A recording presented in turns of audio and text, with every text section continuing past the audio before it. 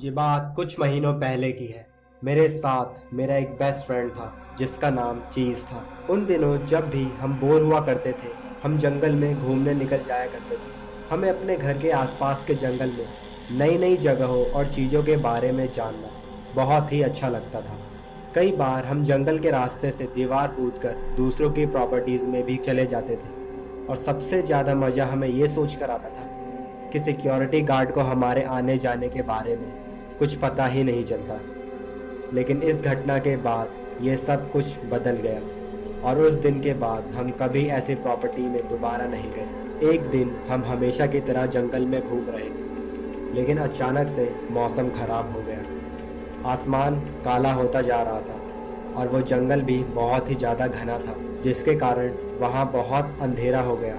शुक्र है मेरी मॉम का, जिन्होंने मुझे मेरा फ़ोन साथ लाने को कहा था, और फिर हम फ्लैश लाइट ऑन करके आगे जाने लगे।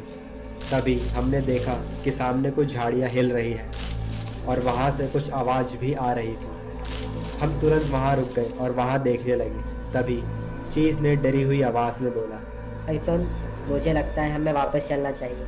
तभी मैंने बोला, हम लोग जंगल के बीच में आ चुके हैं, हमें आगे और घूमना चाहिए। और हमने फिर से अपनी साइकिल ली और हम आगे बढ़ने लगे। तभी चीज़ अचानक रुक गया और उसके पसीने छूटने लगे। मैं भी रुका और सामने देखा और मेरे होश उड़ गए। हमारे सामने एक बुढ़ा आदमी बैठा था और वो अपने आप में ही कुछ बोल रहा था।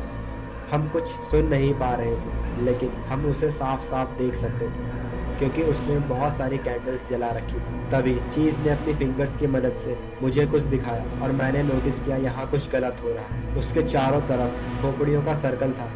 आप इमेजिन नहीं कर सकते उस समय हम कितना डर गए थे, और वहाँ से भागना हमें इम्पॉसिबल लग रहा था क्योंकि वो आदमी हमारे सामने ही खड़ा था। तभी वो आदमी धीरे से पीछे मुड़ा और बोला, हमें कुछ और कुर्बानियों की जरूरत है।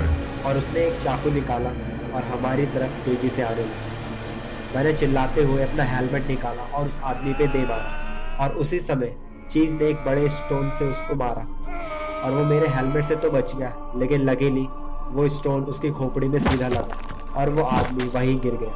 और हमने अपनी साइकिल पीछे की और बहुत तेज़ी से वहाँ से भागने लगे बिना पीछे मुड़े। अगले दिन हम फिर वहाँ चेक करने गए, लेकिन वहाँ ना तो कोई खोपड़ी थी और ना ही वो आदमी। हमने ये बात किसी को भी नहीं बताई, लेकिन उस दिन के बाद ये बात सोचकर हम सहम जाते हैं कि अगर चीज़ का स्टोन उस आदमी को नहीं लगता तो हमारा उस दिन क्या होता। शायद हमारी खोपड़ी भी वही होती।